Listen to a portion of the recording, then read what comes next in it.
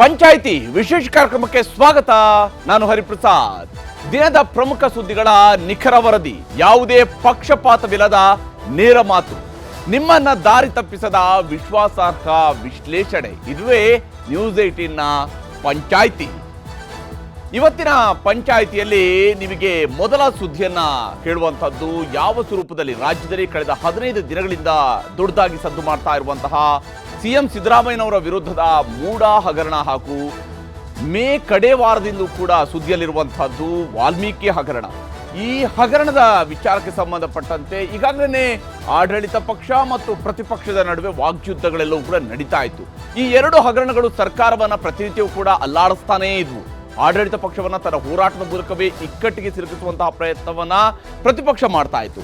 ಇಷ್ಟು ದಿನ ಬೀದಿಯಲ್ಲಿ ನಡೀತಾ ಇದ್ದಂತಹ ಹೋರಾಟ ಅದೆಲ್ಲವೂ ಕೂಡ ಒಂದು ಮಾತಾದ್ರೆ, ಇಂದಿನಿಂದ ವಿಧಾನ ಮಂಡಲಕ್ಕೂ ಕೂಡ ಈ ಹೋರಾಟ ಕಾಲಿಟ್ಟಿದೆ.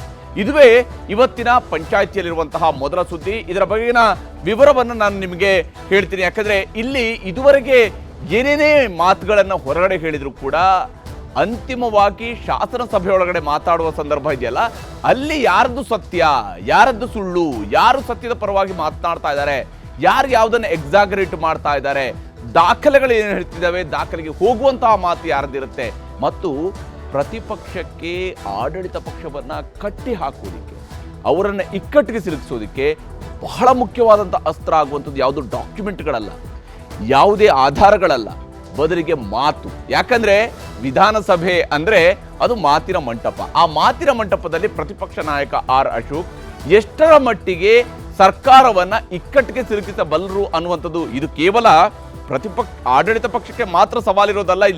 ಇಲ್ಲಿ ಪ್ರತಿಪಕ್ಷಕ್ಕೂ ಕೂಡ ತನ್ನನ್ನು ತಾನು ಅದು ಹೇಗೆ ಪ್ರೆಸೆಂಟ್ ಮಾಡ್ಕೊಳ್ಳುತ್ತೆ ಅನ್ನುವಂಥ ಸವಾಲಿದೆ. ಅದನ್ನು ಕೂಡ ನಾನು ನಿಮಗೆ ಹೇಳ್ತೀನಿ. ಹಾಗೆಯೇ ಇವತ್ತಿನ ನಮ್ಮ ಪಂಚಾಯಿತಿಯ ಎರಡನೇ ಸುದ್ದಿ ಇರುವಂಥದ್ದು ಕಳೆದ 1 ತಿಂಗಳಿನಿಂದಲೂ ಕೂಡ ಕಾನೂನಿನ ಬಂಧಿಯಾಗಿರುವಂತಹ ದರ್ಶನ್ಗೆ ಸಂಬಂಧಿಸಿರುವಂಥದ್ದು. ನಟ ದರ್ಶನ್ ಈಗಾಗಲೇ ರೇಣುಕಾಸ್ವಾಮಿ ಕೊಲೆ ಕೇಸ್ನಲ್ಲಿ ಜೈಲು ಪಾಲಾಗಿದ್ದಾರೆ. ಜೈಲಿನಲ್ಲಿರುವಂತಹ ದರ್ಶನನ್ನ ನೋಡೋದಕ್ಕೆ ಅವರ ಪತ್ನಿ ವಿಜಯಲಕ್ಷ್ಮಿ ಹಾಗೂ ಅವರ ತಮ್ಮ ದಿನಕರ್ ಕೂಡ ಬಂದಿತ್ತು. ಅವರಿಬ್ಬರು ದರ್ಶನ್ ಅವರನ್ನ ಭೇಟಿಯಾದರೆ ಅತ್ತ ಮಹಿಳೆಯರ ಸೆಲ್ನಲ್ಲಿ ಕಾಲ ಕಳೀತಾ ಇರುವಂತಹ ದರ್ಶನ್ ಆಪ್ತ ಸ್ನೇಹಿತೆ ಪವಿತ್ರ ಗೌಡರನ್ನ ಭೇಟಿಯಾಗೋದಕ್ಕೆ ಅವಳ ಮನೆಯವರು ಕೂಡ ಬಂದಿದ್ರು. ಇದು ಇವತ್ತಿನ ಪಂಚಾಯಿತಿಯ ಎರಡನೇ ಸುದ್ದಿ. ಹೇಗೆ ಜೈಲು ದರ್ಶನ ನಡೆದಿದೆ ಅನ್ನುವಂಥದ್ದು ಕೂಡ. ಯಾಕಂದ್ರೆ ಇವರಿಬ್ಬರನ್ನು ಕೂಡ ಭೇಟಿಯಾಗೋದಕ್ಕೆ ಅವರ ಕುಟುಂಬದ ವರ್ಗದವರು ಬರ್ತಾ ಇದ್ದಾರೆ. ಕುಟುಂಬದವರು ಬಂದು ಅವರನ್ನ ನೋಡ್ತಾ ಇದ್ದಾರೆ, ಅವರನ್ನ ಮಾತನಾಡಿಸ್ತಾ ಇದ್ದಾರೆ. ಮುಂದೆ ಏನು ಮಾಡಬೇಕು ಕಾನೂನಿನ ಪ್ರಕಾರ ಅನ್ನುವಂಥದ್ದನ್ನು ಕೂಡ ಅದಕ್ಕೆ ಪೂರಕವಾದಂಥ ಒಂದಿಷ್ಟು ವ್ಯವಸ್ಥೆಗಳನ್ನು ಮಾಡುವಂಥದ್ದು ಇರ್ಬೋದು. ಯಾಕಂದರೆ ದರ್ಶನ್ಗೆ ಮನೆ ಊಟ ಬೇಕು ಅನ್ನುವಂತಹ ಬೇಡಿಕೆಯನ್ನು ಕೂಡ ಈಗಾಗಲೇ ಅವರು ಜೈಲಧಿಕಾರಿಗಳ ಮುಂದೆ ಇಟ್ಟಿದ್ದಾರೆ. ಅದು ಸಾಧ್ಯ ಆಗದೇ ಹೋದಾಗ ಹೈಕೋರ್ಟ್ ಮೆಟ್ಟಿಲಿರ್ತಾರೆ, ಅಲ್ಲೂ ಕೂಡ ಒಂದು ರಿಟ್ ಅರ್ಜಿಯನ್ನು ಹಾಕಿದ್ದಾರೆ. ಅದು ಕೂಡ ವಿಚಾರಣೆಗೆ ಬರುವಂಥದ್ದಿದೆ ಈ ವಾರದಲ್ಲಿನೇ ಬರೋದ್ರಿಂದಾಗಿ ಈ ಕಾನೂನಿನ ಹೋರಾಟ ಹೇಗೆ ನಡೆಸಬೇಕಾಗತ್ತೆ ಅನ್ನುವಂತಹ ವಿಚಾರದಲ್ಲೂ ಕೂಡ ಚರ್ಚೆಯನ್ನು ನಡೆಸುವಂತಹ ಕಾರಣಕ್ಕಾಗಿಯೇ ಇರಬಹುದು. ಬಹುತೇಕ ಅವರು ತಮ್ಮ ಪತ್ನಿಯನ್ನ ಕರೆಸ್ಕೊಂಡು ಮಾತನಾಡಿದ್ದಾರೆ. ಈಗ ಮೊದಲ ಸುದ್ದಿಯನ್ನ ನಿಮಗೆ ತೋರಿಸ್ತೀನಿ. ಯಾಕಂದ್ರೆ ಇಲ್ಲಿ ಯಾರದ್ದು ಸತ್ಯ ಅನ್ನುವಂಥದ್ದು ಬಯಲಾಗಬೇಕಾದಂತಹ ಸಮಯ ಈಗ ಬಂದ್ಬಿಟ್ಟಿದೆ. ಸರ್ಕಾರದ ವಿರುದ್ಧ, ಸಿದ್ದರಾಮಯ್ಯನವರ ವಿರುದ್ಧ, ವಿಶೇಷವಾಗಿ ಅವರ ಪತ್ನಿಯ ಹೆಸರಿನಲ್ಲಿ 14 ಸೈಟ್ಗಳನ್ನ ಬದಲಿ ನಿವೇಶನಗಳ ಸ್ವರೂಪದಲ್ಲಿ ಪಡೆದಿದ್ದಾರೆ ಅಂತ ಹೇಳಿಕೊಂಡು ಪ್ರತಿಪಕ್ಷ ಆರೋಪ ಮಾಡ್ತಾ ಇತ್ತು. ಇಲ್ಲ, ಅದು ಬದಲಿ ನಿವೇಶನ ಅಲ್ಲ, ಅದು ಪರಿಹಾರದ ನಿವೇಶನ ಅನ್ನುವಂತಹ ಸ್ಪಷ್ಟೀಕರಣವನ್ನ, ಸಮಜಾಯಿಷಿಯನ್ನ ಮುಖ್ಯಮಂತ್ರಿ ಸಿದ್ದರಾಮಯ್ಯ ಅವರು ಕೊಡ್ತಾ ಇದ್ರು. ಯಾರು ಏನೇ ಸಮಜಾಯಿಷಿಯನ್ನು ಕೊಟ್ಟರು, ಏನೇ ಸ್ಪಷ್ಟೀಕರಣವನ್ನು ಕೊಟ್ಟರು ಕೂಡ ಅಂತಿಮವಾಗಿ ಇಷ್ಟು ಸೈಟು ಹಂಚಿಕೆ ಆಗಿದೆ. ಎಲ್ರಿಗೂ ಕೂಡ ಇದೇ ರೀತಿಯಾಗಿ ಸೈಟ್ಗಳು ಸಿಗ್ತಾವ, 50-50 ಅನುಪಾತದಲ್ಲಿ ಸಿಗ್ತಾವ ಅನ್ನೋದು ಒಂದು ಪ್ರಶ್ನೆ. ಆದರೆ ಇಲ್ಲಿ ಇನ್ನೂ ಒಂದು ಪ್ರಶ್ನೆ ಇದೆ, ಅದು ಬಿಜೆಪಿಯವರಿಗೆ ಸಂಬಂಧಿಸಿದ್ದು. ಏನಂತ ಹೇಳಿದ್ರೆ, ಬಿಜೆಪಿಯವರು ತಾವು ಆಡಳಿತವನ್ನು ನಡೆಸ್ತಾ ಇದ್ದ ಸಮಯದಲ್ಲಿ ಸಿದ್ದರಾಮಯ್ಯನವರ ಪತ್ನಿಯ ಹೆಸರಿನಲ್ಲಿ ಸೈಟನ್ನು ಕೊಟ್ಟು ಈಗ ಅಲ್ಲಿ ಹಗರಣ ನಡೆದಿದೆ ನೋಡಿ, ಸಿದ್ದರಾಮಯ್ಯನವರಿಗೆ ಅಕ್ರಮವಾಗಿ ಈ ರೀತಿಯಾಗಿ ಸೈಟ್ಗಳನ್ನು ಕೊಟ್ಟಿದ್ದಾರೆ, ಇದು ಅಕ್ರಮ ಅಂತ ಹೇಳ್ತಿರೋದಲ್ಲ. ಇಲ್ಲಿ ನಿಜಕ್ಕೂ ಯಾರ್ದು ಅಕ್ರಮ ಯಾರ್ದು ಸಕ್ರಮ ಅನ್ನೋಂಥದ್ದು ಜನ ಯಾವ ಸ್ವರೂಪದಲ್ಲಿ ಅರ್ಥ ಮಾಡ್ಕೊಳ್ಬೇಕಾಗುತ್ತೆ ಅನ್ನೋದು ಕೂಡ ಅಷ್ಟೇ ಮುಖ್ಯವಾಗಿರುವಂಥ ಅಂಶ. ಎರಡನೇದು, ಇಲ್ಲಿ ಬಹಳ ಮುಖ್ಯವಾಗಿರುವಂಥ ಒಂದು ಹಗರಣ ಅಂತ ಹೇಳಿದ್ರೆ ಅದು ವಾಲ್ಮೀಕಿ ಹಗರಣ. ಇವತ್ತು ಮಹರ್ಷಿ ವಾಲ್ಮೀಕಿಯವರ ಪ್ರತಿಮೆಗೇನೆ ಮಾಲಾರ್ಪಣೆಯನ್ನು ಮಾಡಿ, ಪುಷ್ಪವನ್ನ ಅರ್ಪಣೆ ಮಾಡಿ, ಯಾಕಂದ್ರೆ ಮಹರ್ಷಿ ವಾಲ್ಮೀಕಿಯವರನ್ನ ತಮ್ಮ ಸಮುದಾಯದ ಬಹಳ ದೊಡ್ಡ ಐಕಾನ್ ಅಂತ ಹೇಳಿ ವಾಲ್ಮೀಕಿ ಸಮುದಾಯ ಬಹಳ ಹೆಮ್ಮೆಯಿಂದ ಹೇಳ್ತಾ ಇದೆ. ಅದೇ ಮಹರ್ಷಿಯವರ ಹೆಸರಿನಲ್ಲಿನೇ, ಮಹರ್ಷಿ ವಾಲ್ಮೀಕಿಯವರ ಹೆಸರಿನಲ್ಲಿನೇ ಅಭಿವೃದ್ಧಿ ನಿಗಮಕ್ಕೆ ಹೆಸರನ್ನು ಇಡಲಾಯಿತು.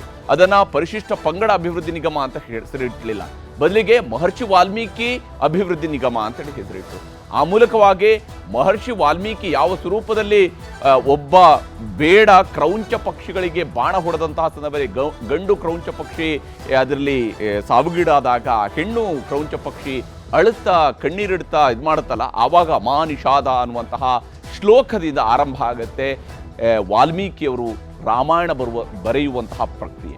ಈ ವಾಲ್ಮೀಕಿಯವರ ಹೆಸರಿನಲ್ಲಿರುವಂತಹ ಈ ಅಭಿವೃದ್ಧಿ ನಿಗಮದಲ್ಲಿ ಯಾವ ಸ್ವರೂಪದಲ್ಲಿ ಬಡವರಿಗೆ ತಲುಪಬೇಕಾಗಿದ್ದ, ಸಮುದಾಯದ ಅಭಿವೃದ್ಧಿಗೆ ತಲುಪಬೇಕಾಗಿದ್ದ ಹಣವನ್ನು ಹೇಗೆಲ್ಲ ಇವರು ತಮ್ಮ ಖಾತೆಗಳಿಗೆ ವರ್ಗಾಯಿಸಿಕೊಂಡಿದ್ದಾರೆ ಅನ್ನುವಂಥದ್ದನ್ನು ಈಗಾಗಲೇ ಪ್ರತಿನಿತ್ಯ ನಾವು ನಿಮಗೆ ತೋರಿಸ್ತಾ ಇದ್ವಿ. ಆ ವಿಚಾರವೇ ಇವತ್ತು ಪ್ರಮುಖ ಅಸ್ತ್ರವಾಗಿತ್ತು ಪ್ರತಿಪಕ್ಷಕ್ಕೆ. ವಿಧಾನಸಭೆಯ ಮೆಟ್ಟಿಲು ಹತ್ತೋದಕ್ಕಿಂತ ಮುಂಚಿತವಾಗಿ ಅವರು ಮಹರ್ಷಿ ವಾಲ್ಮೀಕಿಯವರಿಗೆ ನಮಸ್ಕರಿಸಿನೇ ಬಂದಿದ್ರು, ಪಾದಯಾತ್ರೆ ಮೂಲಕ ಬಂದಿದ್ರು. ಅರವಿನ ವರದಿಯನ್ನು ನಿಮಗೆ ತೋರಿಸ್ತೀವಿ.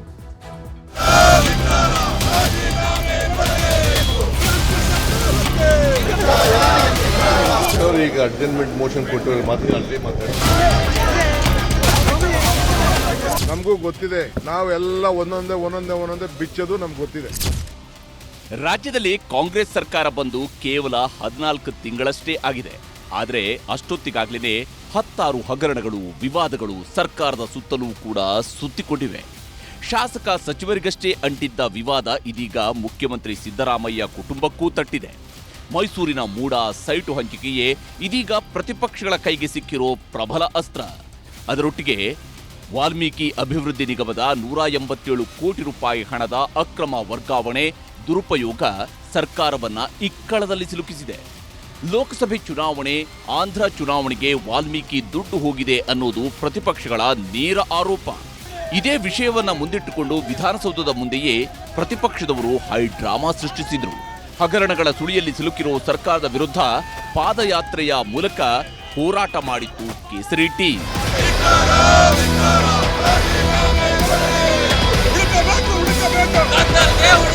ಸಿಬಿಐ ತನಿಖೆ ಹೋದ್ರೆ ಇವರ ಬಂಡವಾಳ ಬಹಿರಂಗ ಆಗ್ತದೆ. ಮಾನ ಮರ್ಯಾದೆ ಇದ್ರೆ ಮುಖ್ಯಮಂತ್ರಿ ರಾಜೀನಾಮೆ ಕೊಡಬೇಕಾಯಿತು. ಮೊದಲು ರಾಜೀನಾಮೆ ಕೊಡ್ಲಿ, ರಾಜೀನಾಮೆ ಕೊಟ್ಟು ತನಿಖೆ ಎದುರಿಸಲಿ. ವಿಧಾನಸೌಧದ ಆವರಣದಲ್ಲೇ ಪ್ರತಿಭಟನೆ ಮಾಡಿದ ಬಿಜೆಪಿ ಮೊದಲು ಶಾಸಕರ ಭವನದ ಆವರಣದಲ್ಲಿರುವ ವಾಲ್ಮೀಕಿ ಪ್ರತಿಮೆಗೆ ಮಾಲಾರ್ಪಣೆ ಮಾಡುವ ಮೂಲಕ ಹೋರಾಟವನ್ನ ಆರಂಭಿಸಿತು. ಮಾಲಾರ್ಪಣೆ ಬಳಿಕ ಅಲ್ಲೇ ಧರಣಿ ಮಾಡಿ ಕಾಲ್ನಡಿಗೆಯಲ್ಲೇ ವಿಧಾನಸೌಧದವರೆಗೂ ಬಂದರು. ವಿಧಾನಸೌಧಕ್ಕೆ ಎಂಟ್ರಿ ಕೊಡೋ ವೇಳೆ ಗಲಾಟೆನೂ ನಡೆಯಿತು. ಒಂದು ಹಂತದಲ್ಲಿ ಸದನಕ್ಕೆ ಸಿಎಂ ಸಿದ್ದರಾಮಯ್ಯ ಬರೋ ಹೊತ್ತಿಗೆ ಮುತ್ತಿಗೆ ಹಾಕುವ ಪ್ರಯತ್ನಗಳು ಕೂಡ ನಡೆದವು. ಈ ಎಲ್ಲ ಹೈಡ್ರಾಮಾದ ಬಳಿಕ ಬಿಜೆಪಿ ನಾಯಕರು ಸರ್ಕಾರವನ್ನ ತರಾಟೆಗೆ ತೆಗೆದುಕೊಂಡ್ರು. ಇವತ್ತು ಕಳೆದ ಕೆಲವು ತಿಂಗಳುಗಳಿಂದ ಆಗಿರ್ತಕ್ಕಂಥ ಭ್ರಷ್ಟಾಚಾರ, ದಲಿತರಿಗೆ ಮೀಸಲಿಟ್ಟಿರ್ತಕ್ಕಂಥ ಹಣವನ್ನ ಕೊಳ್ಳೆ ಹೊಡೆದಿರ್ತಕ್ಕಂಥದ್ದು, ವಾಲ್ಮೀಕಿ ಅಭಿವೃದ್ಧಿ ನಿಗಮದಲ್ಲಿ ಇವತ್ತು ಪರಿಶಿಷ್ಟ ಪಂಗಡಕ್ಕೆ ಮೀಸಲಿಟ್ಟಿರ್ತಕ್ಕಂಥ ಹಣವನ್ನ ಲೂಟಿ ಮಾಡಿ ಲೋಕಸಭಾ ಚುನಾವಣೆಯಲ್ಲಿ ಬಳಸಿಕೊಂಡಿದ್ದಾರೆ ಅನ್ನೋದು ಈಗಾಗಲೇ ರುಜುವಾತು ಆಗಿದೆ.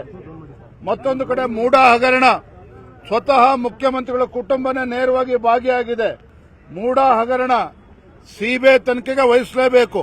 ದಲಿತರ ಹಣವನ್ನ ಲೂಟಿ ಮಾಡದಂತ ಯಾವುದಾದ್ರೂ ಪಕ್ಷ ಕರ್ನಾಟಕದಲ್ಲಿದ್ರೆ ಅದು ಕಾಂಗ್ರೆಸ್ ಪಾರ್ಟಿ. ನಾಚಿಕೆ ಆಗಬೇಕು ಕಾಂಗ್ರೆಸ್ ಅವರಿಗೆ. ಒಂದ್ ಕಡೆ ದಲಿತರು ಓಟ್ ಬೇಕು, ಇನ್ನೊಂದ್ ಕಡೆ ದಲಿತರ ನೋಟ್ ಬೇಕು, ಇನ್ನೊಂದ್ ಕಡೆ ದಲಿತರ ಸಾವು ಬೇಕು. ಇದು ಕಾಂಗ್ರೆಸ್ಸಿನ ನೀತಿ. ಹಗರಣಗಳ ಮೇಲೆ ಹಗರಣ ಮಾಡಿದ್ದಾರೆ. ಸುಮ್ಮನ್ ಕೂರಕ್ ನಮ್ಮನ್ನ ಜನ ಕಳಿಸಿಲ್ಲ. ಅವ್ರು ಅನ್ಕೊಂಡಿದ್ದಾರೆ ಲೂಟಿ ಹೊಡಿಯಕ್ ನಾವು ಅಧಿಕಾರಕ್ಕೆ ಬಂದಿದ್ದೀವಿ ಅಂತ ಹೇಳಿ. ಲೂಟಿ ಹೊಡಿಯಕ್ಕಲ್ಲ ಕಳಿಸಿರೋದು. ಸಂವಿಧಾನ ಪ್ರತಿ ಕೈಲಿ ಹಿಡ್ಕೊಂಡ್ರೆ ಸಾಲದು. ಸಂವಿಧಾನದ ಆಶಯಕ್ಕೆ ತಕ್ಕಂತೆ ನಡ್ಕೊಳ್ಬೇಕು. ಸಂವಿಧಾನ ಪ್ರತಿ ಕೈಲಿ ಹಿಡ್ಕೊಂಡು ದಲಿತರ ಹಣ ಲೂಟಿ ಹೊಡ್ಕೊಂಡು ಇವ್ರು ಚುನಾವಣೆಗೆ ಬಳಕೆ ಮಾಡ್ಕೊಂಡ್ರೆ ಸುಮ್ಮನೆ ಇರಕ್ಕಾಗತ್ತೇನ್ರಿ? ಇನ್ನು ಮೂಡ ಹಗರಣ ಪ್ರತಿಪಕ್ಷಗಳ ಪ್ರೊಟೆಸ್ಟ್ಗೆ ಪ್ರಬಲ ಅಸ್ತ್ರವಾಗಿತ್ತು. ಈ ಹಗರಣದಲ್ಲಿ ಮುಖ್ಯಮಂತ್ರಿ ಸಿದ್ದರಾಮಯ್ಯನವರೇ ನೇರ ಟಾರ್ಗೆಟ್. ಅಧಿವೇಶನದಲ್ಲಿ ಮುಜುಗರ ತಪ್ಪಿಸಿಕೊಳ್ಳುವ ಲೆಕ್ಕಾಚಾರದೊಂದಿಗೆ ನಿನ್ನೆ ರಾತ್ರಿಯೇ ಸರ್ಕಾರ ಏಕಸದಸ್ಯ ಸಮಿತಿ ರಚನೆ ಮಾಡಿ ಆದೇಶ ಹೊರಡಿಸಿತ್ತು. ಹೈಕೋರ್ಟ್ನ ನಿವೃತ್ತ ನ್ಯಾಯಮೂರ್ತಿ ಪಿಎನ್ ದೇಸಾಯಿ ನೇತೃತ್ವದ ಸಮಿತಿ ರಚನೆ ಮಾಡಿ ಆದೇಶ ಹೊರಡಿಸಿತ್ತು. ಇದು ಕೂಡ ಬಿಜೆಪಿಯ ಟೀಕೆಗೆ ಆಹಾರವಾಗಿದೆ. ಮುಖ್ಯಮಂತ್ರಿಗಳಿಗೆ ನಿಜವಾಗ್ಲೂ ಕೂಡ ತಾಕತ್ತಿದ್ರೆ ಮೂಡ ಹಗರಣವನ್ನ ನಿನ್ನೆ ದಿನ ನಾಟಕ ಮಾಡಿದ್ದಾರೆ.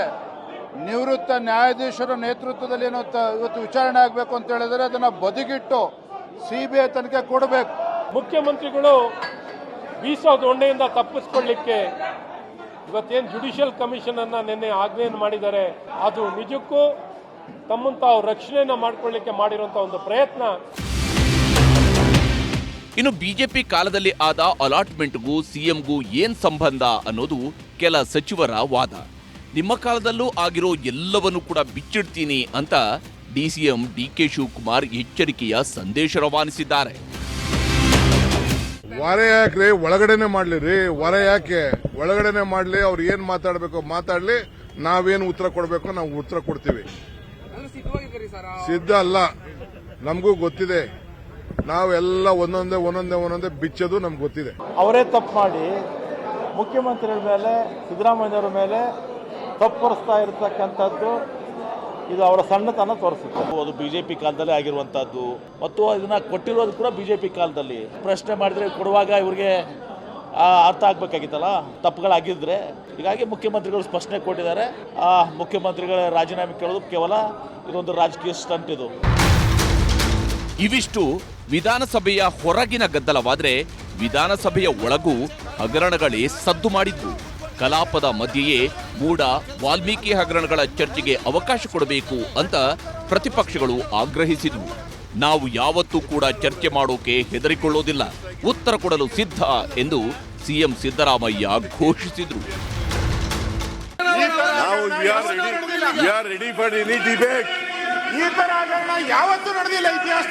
ಯಾವತ್ತೂ ಕೂಡ ಚರ್ಚೆ ಮಾಡಕ್ಕೆ ಎದುರುಕೊಳ್ಳಲ್ಲ, ಚರ್ಚೆ ಮಾಡಕ್ಕೆ ತಯಾರಾಗಿದ್ದೀವಿ.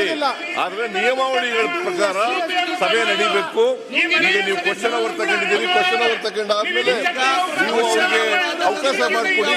ಏನ್ ಸಬ್ಮಿಟ್ ಮಾಡ್ಬೇಕು ಅಂತಾರೆ, ಏನ್ ಸಬ್ಮಿಷನ್ ಮಾಡ್ಬೇಕು ಅಂತಾರೆ ಮಾಡಲಿ. ಅದನ್ನ ಬಿಟ್ಟು ಗಲಾಟೆ ಮಾಡಿ ನಮಗೂ ಗಲಾಟೆ ಮಾಡಕ್ ಬರ್ತದೆ, ನಮಗೂ ಗಲಾಟೆ ಮಾಡಕ್ ಬರ್ತದೆ. ಬಹಳ ದೊಡ್ಡದಾಗಿ ಆರೋಪ ಮಾಡ್ತೀರಲ್ಲ, ಹೀರೋಯಿನ್ ಬಂಧಿಸಿದಿರಲ್ಲ, ಯಾಕೆ ಪ್ರಸ್ತಾಪ ಮಾಡ್ತಾ ಇಲ್ಲ ನೀವು?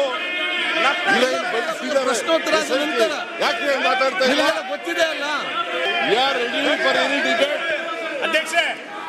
ವಿರೋಧ ಪಕ್ಷದವರು ಯಾವುದೇ ಪ್ರಶ್ನೆ ಕೇಳಿದ್ರು ಕೂಡ, ಯಾವುದೇ ಚರ್ಚೆ ಮಾಡಿದ್ರು ಕೂಡ ನಮ್ಮ ಸರ್ಕಾರ ಉತ್ತರ ಕೊಡ್ಲಿಕ್ಕೆ ತಯಾರಾಗಿದೆ, ಸಮರ್ಥವಾಗಿದೆ. ಗಲಾಟೆಗಳ ಮಧ್ಯೆಯೇ ಪ್ರತಿಪಕ್ಷ ನಾಯಕ ಆರ್ ಅಶೋಕ್ ಸರ್ಕಾರವನ್ನ ತರಾಟೆಗೆ ತೆಗೆದುಕೊಂಡು ಹಗರಣಗಳನ್ನ ಪ್ರಸ್ತಾಪಿಸಿದ್ರು. ಸಾವಿರಾರು ಹಗರಣಗಳಾಗಿದೆ. ಯಾವುದೋ ಒಂದು ಕಾಮಗಾರಿಯಲ್ಲಿ 2% ಹೊಡೆದಿದ್ದಾರೆ, 3% ಹೊಡೆದಿದ್ದಾರೆ, 10% ಹೊಡೆದಿದ್ದಾರೆ.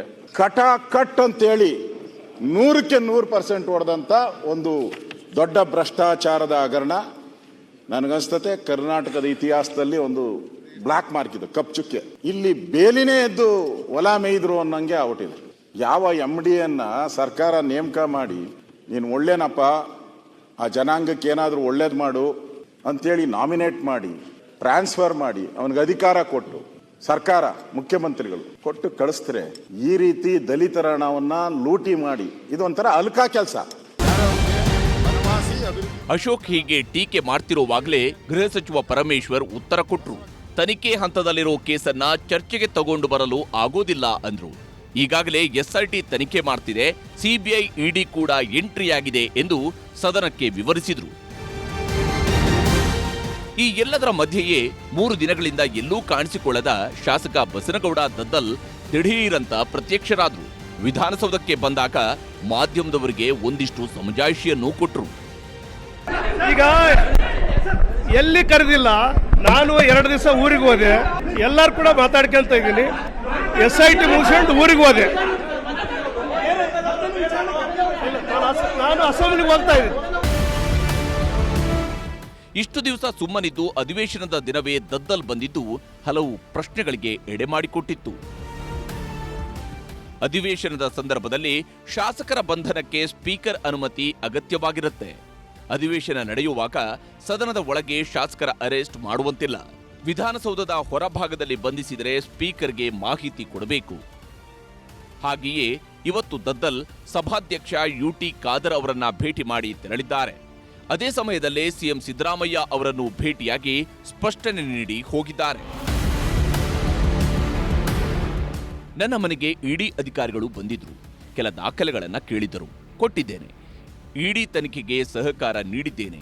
ಎಸ್ಐಟಿಯವರು ನೋಟಿಸ್ ಕೊಟ್ಟಿದ್ರು, ವಿಚಾರಣೆಗೆ ಹಾಜರಾಗಿದ್ದೆ. ಇಡಿಯವರು ವಿಚಾರಣೆಗೆ ಕರೆದರೆ ಬರಬೇಕು ಅಂತ ಹೇಳಿದ್ರು. ನೀವು ಕರೆದಾಗ ಬರ್ತೇನೆ ಅಂತ ಇಡಿಯವರಿಗೆ ಹೇಳಿದ್ದೇನೆ. ಇಡಿಯವರು ಈವರೆಗೂ ನನ್ನನ್ನ ವಿಚಾರಣೆಗೆ ಕರೆದಿಲ್ಲ. ಒಂದು ವೇಳೆ ಕರೆದರೆ ಮಾತ್ರ ಹೋಗ್ತೇನೆ, ಇದರಲ್ಲಿ ನನ್ನ ಪಾತ್ರ ಇಲ್ಲ ಅಂತ ಮುಖ್ಯಮಂತ್ರಿಯವರಿಗೆ ವಿವರಿಸಿ ಹೋಗಿದ್ದಾರೆ. ಅಲ್ಲಿಂದ ಎಲ್ಲಿ ಹೋದ್ರು ಅನ್ನೋ ಬಗ್ಗೆ ಯಾವುದೇ ಮಾಹಿತಿ ಸಿಕ್ಕಿಲ್ಲ. ಆದರೆ ವಿಧಾನಸೌಧದಿಂದ ನೇರವಾಗಿ ಹೋಗಿ ಖಾಸಗಿ ಆಸ್ಪತ್ರೆಗೆ ದಾಖಲಾಗಿದ್ದಾರೆ ದದ್ದಲ್ ಎನ್ನುವ ಅನುಮಾನ ದೊಡ್ಡದಾಗ್ತಾ ಇದೆ. Bureau report, news 18. ಕನ್ನಡಿಗರ ಮೆಚ್ಚಿನ ನಿಮ್ಮ ನ್ಯೂಸ್ 18 ಕನ್ನಡ ಈಗ ವಾಟ್ಸ್ಆಪ್ನಲ್ಲಿಯೂ ಲಭ್ಯ. ಕರ್ನಾಟಕ ಮತ್ತು ದೇಶ ವಿದೇಶದ 360 ಡಿಗ್ರಿ ಸುದ್ದಿ ವಿವರವನ್ನ ನೀವು ನಿಮ್ಮ ಕೈ ಬೆರಳುಗಳಲ್ಲಿಯೇ ಪಡೆಯೋದಿಕ್ಕೆ ಈ QR ಕೋಡ್ ಅನ್ನ ಸ್ಕ್ಯಾನ್ ಮಾಡಿ. ನಮ್ಮ ಚಾನೆಲ್ ಅನ್ನ ಫಾಲೋ ಮಾಡಿ, ನೋಟಿಫಿಕೇಶನ್ ಆನ್ ಮಾಡಿ.